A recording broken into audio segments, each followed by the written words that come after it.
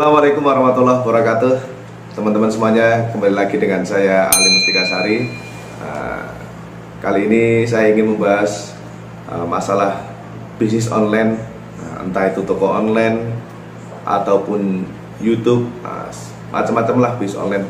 Tetapi di sini saya mau fokus di faktor-faktor yang membuat orang-orang yang terjun di bisnis online itu menjadi gagal. Dulu waktu tahun 2010-an saya pernah mendapatkan presentasi dari foundernya Asian Brain. Mungkin yang pernah main Asian Brain, insya Allah tidak asing lagi dengan namanya Bu Ani Ahira, gitu.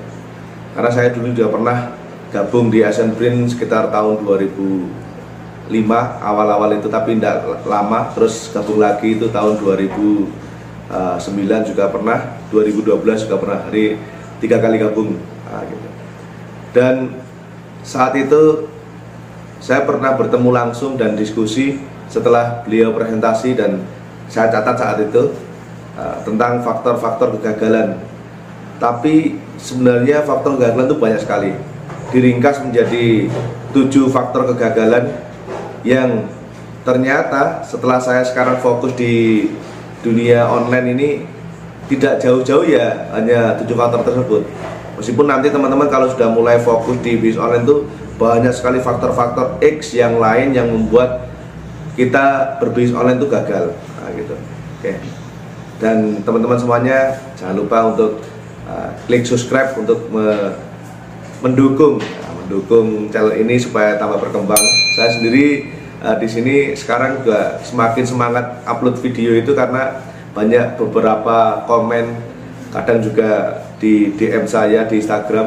Meskipun saya sendiri jarang buka Instagram, ada yang WA juga memberikan materi-materi yang nantinya yang harus saya bahas.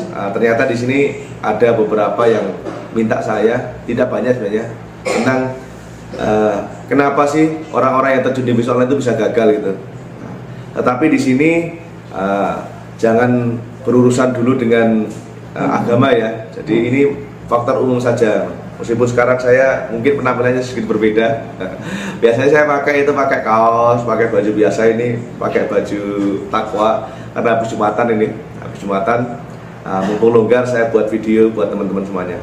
Oke, kita bahas satu persatu yang sudah saya tulis ini, yaitu 7 faktor kegagalan dalam bisnis online. Yang pertama yaitu gaptek. Ini adalah alasan simpel dan klasik. Hampir semuanya orang itu yang tidak mengenal teknologi itu bilangnya gaptek. Gitu. Wah, gaptek itu apa sih? Gaptek itu gagap teknologi. Ada yang di situ memang benar-benar gaptek betulan, memang tidak tahu teknologi. Yang lebih susah lagi itu dia gaptek, nggak mau mengenal teknologi, akhirnya ketinggalan zaman, gitu.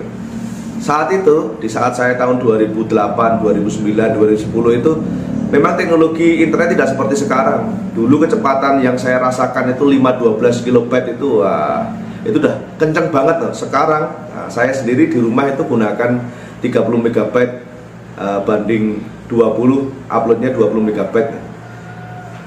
Jauh banget kecepatan saat itu dengan saat ini, gitu. Lah, kalau saat itu saya terus bilang gaptek, terus nggak mau berkembang dan nggak mau belajar, ya sampai sekarang ya gaptek gitu. Jadi teman-teman jangan menjadi alasan saya nggak bisa ini tentang teknologi. Kalau seandainya punya uang, ya gunakan orang lain gitu. Gunakan orang lain dalam artian membayar orang lain. Nggak bisa buat website, suruh orang atau bayar orang gitu. Nah, ada salah satu yang sekarang itu fenomena zaman sekarang, yaitu tentang HP. Hampir semuanya orang itu bisa mengakses HP, bisa menggunakan HP. Orang tua, anak-anak, ataupun yang di situ yang sebelumnya tidak pernah mengerti teknologi, tapi kalau sudah di depannya HP itu akan bisa belajar. Kenapa sih kita itu bisa menghilangkan gaptek itu? Karena setiap hari itu memegang. Nggak pernah pegang HP, tetapi kalau 1 hari, 2 hari, 3 hari terus pegang HP, insya Allah saya yakin nanti itu gapteknya akan hilang. Tapi kalau teman-teman di sini selalu beralasan, wah, saya gaptek ini nggak mau belajar, ya nggak akan mungkin bisa terus, gitu. Jadi teman-teman semuanya, di awal-awal di sini memang kenapa saya bilang gaptek juga itu karena sebenarnya itu tidak menjadi alasan penting, nah gitu, menjadi sebuah alasan buat teman-teman tidak mau berkembang ya, enggak gitu. Makanya banyak yang gagal karena alasannya saya gaptek mas, akhirnya nggak mau belajar. Ikut workshop kemana kemari, ternyata di situ sudah dijelaskan nanti buat email, dibuat website, buat blog dan macam-macam, ternyata tidak mau mempraktekkan. Ya udah, karena alasannya alasan gaptek gitu, ya nggak berkembang gitu. Padahal pegangannya pegang HP gitu, nah gitu ya. Jadi teman-teman jangan terlalu banyak beralasan dengan dirinya kalau saya itu gaptek.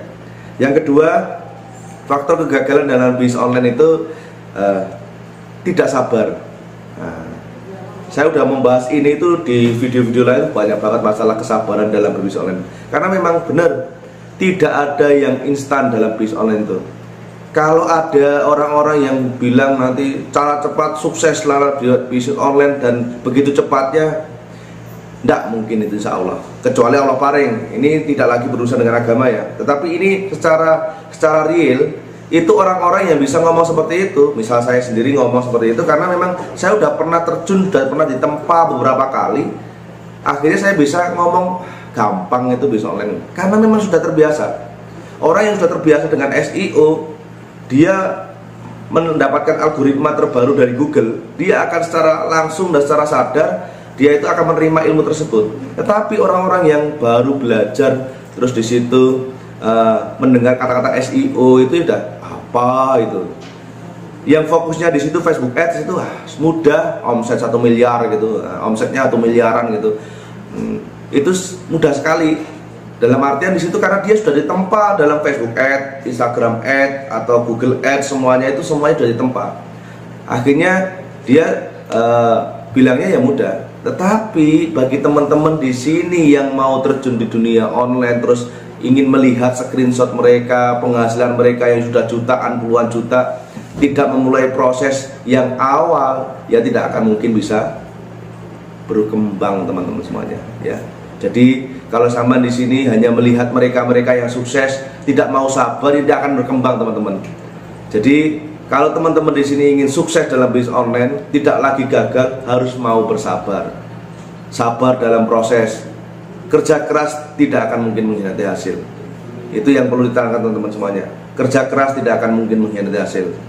Saya termasuk membangun channel bisnis online ini, channel YouTube saya ini yang sekarang sudah membahas bisnis online dan macam-macam itu. Awalnya dulu juga ya sekedar upload gitu ya, nggak tahu apakah nanti bisa menghasilkan atau tidak gitu. Ternyata dengan proses berjalannya waktu, dengan kesabaran yang sudah saya tempuh sekarang ini, sekarang membuahkan hasil gitu. Banyak teman-teman saya juga yang berhasil itu karena mereka butuh yang namanya sabar. Sabar dalam ujian. Ada yang diuji di situ bangkrut, tetap sabar gitu. Dan hasilnya dipasrahkan sama Allah. Nah, gitu. Ada yang di situ ya di saat mulai terjun di bisnis online, ternyata di situ tidak sesuai dengan ekspektasi yang diinginkan gitu. Nah, gitu. Wah, katanya kemarin mudah gitu. Nah, ini kok sulit banget gitu. Dan pekerjaannya itu monoton gitu loh. Kayak YouTuber gini kan setiap hari kan upload. Yang bisnis online gitu setiap hari kan upload artikel. Yang Facebook Ad pun juga sama, ad break ya. Nah, itu upload video setiap hari. Nah, tapi hasilnya kapan? Ya sabar, nanti akan ada hasilnya di masa yang akan datang. Tetapi teman-teman semuanya, di saat teman-teman sudah mulai terjun semuanya secara konsisten, teman-teman di sini kesalahan yang nomor 3 biasanya itu tidak mempunyai tujuan yang jelas. Nah, di saat teman-teman tidak mempunyai tujuan yang jelas, akhirnya apa? Proses yang pertama tadi gapteknya sudah dihilangkan. Habis itu teman-teman berusaha di sini untuk sabar. Tapi teman-teman hanya mengalir seperti air saja. Tidak ada tujuan yang jelas gitu. Ini yang nanti tidak bisa mengukur teman-teman semuanya. Saya nanti ingin jadi YouTuber sukses. Suksesnya diukur aja teman-teman. Saya ingin penghasilan satu hari 100 juta atau satu hari, wah itu terlalu tinggi mas, satu hari 500 ribu aja. Oke, satu hari 500 ribu. Itu tetapkan gitu. Jangan hanya sekedar sudah saya ingin terjun di bisnis online itu aja, ikut-ikutan seperti yang lain. yang lain sukses di toko online, ikut ke toko online baru 1 minggu atau mungkin 1 bulan, 3 bulan, ternyata di situ teman-teman beralih lagi karena merasa tidak dapat hasil gitu. Padahal ada hal yang lain yang perlu diingat teman-teman, sabarnya tadi itu. Jadi teman-teman semuanya, teman-teman harus mengukur kembali apa yang harus dicapai nanti di saat teman-teman berbisnis online. Banyak teman-teman saya yang gagal itu karena memang ya sudah ikut-ikutan aja, gitu. Nggak ada tujuan yang jelas gitu.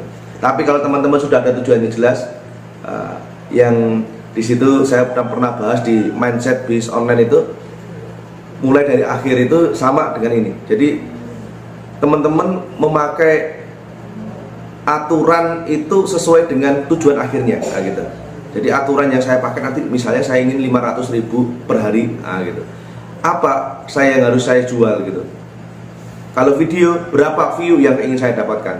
Nah, kalau sudah mempunyai tujuan yang jelas, teman-teman nanti di sini, ini saya lanjutkan, saya baca ya. Oke. Tidak komitmen. Kalau teman-teman tidak komitmen, ini yang saya sendiri gimana ya kalau mau cerita ini ya. Saya dulu membangun bisnis itu ada 11 orang, karena yang namanya mahasiswa ya, mahasiswa itu kepinginannya tinggi tapi tidak ada komitmen di situ. Saya sendiri saat itu juga, wah, kalau saya nggak ada komitmen sama sekali di sini, tidak ada mungkin rasa ingin mengembangkan diri. Makanya teman-teman kalau di sini ingin sukses di bisnis online harus punya komitmen yang jelas. Tujuannya udah jelas, di sini komitmen. Kalau saya ingin menghasilkan uang itu 100.000 atau 500.000 tadi itu per bulan, per hari. Jadi komitmennya dari uploadnya, thumbnailnya, semuanya itu harus diingat-ingat itu. Itu harus ditekankan secara betul gitu.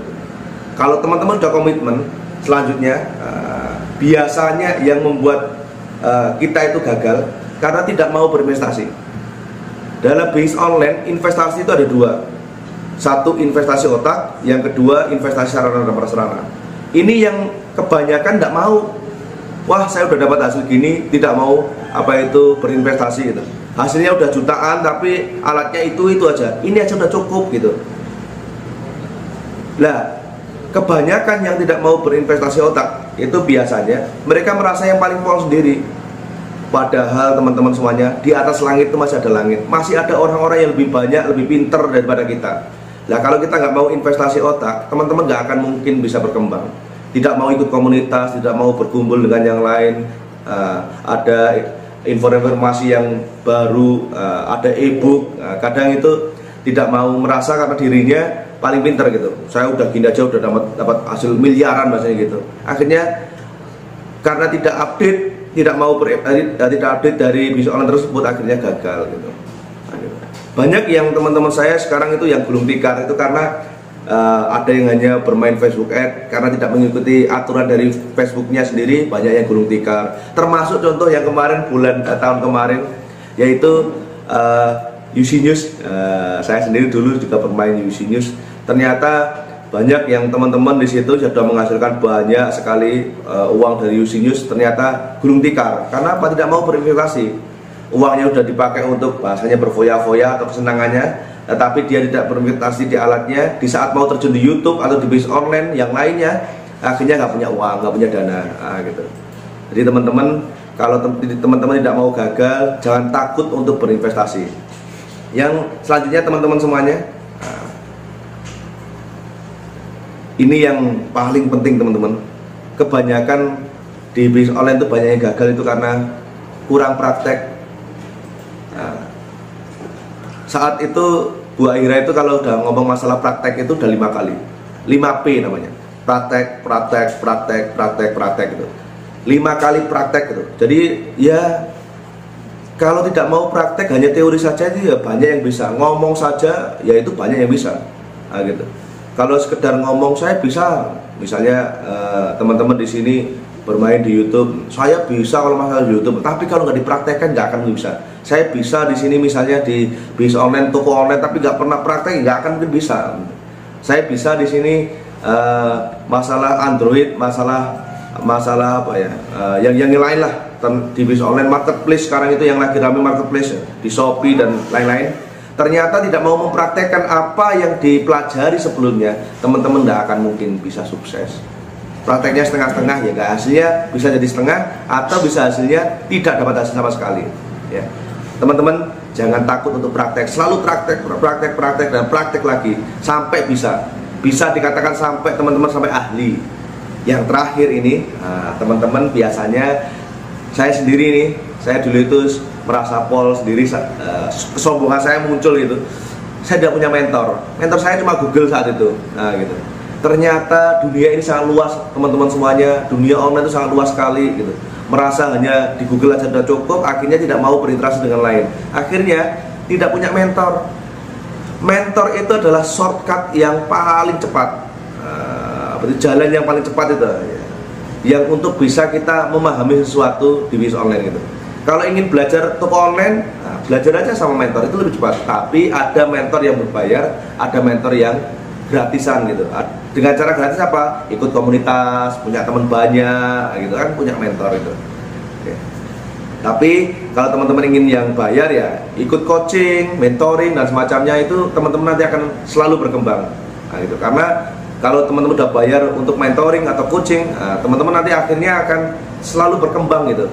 Ada yang membimbing. Jangan sampai kesalahan yang dialami mentor tersebut terjadi pada diri kita. Itu tadi teman-teman 7 faktor kegagalan yang pernah saya dapatkan dulu waktu bersama Bu Ahira. Tetapi saya udah mendalami ini juga dan sudah hampir berapa tahun ini ya?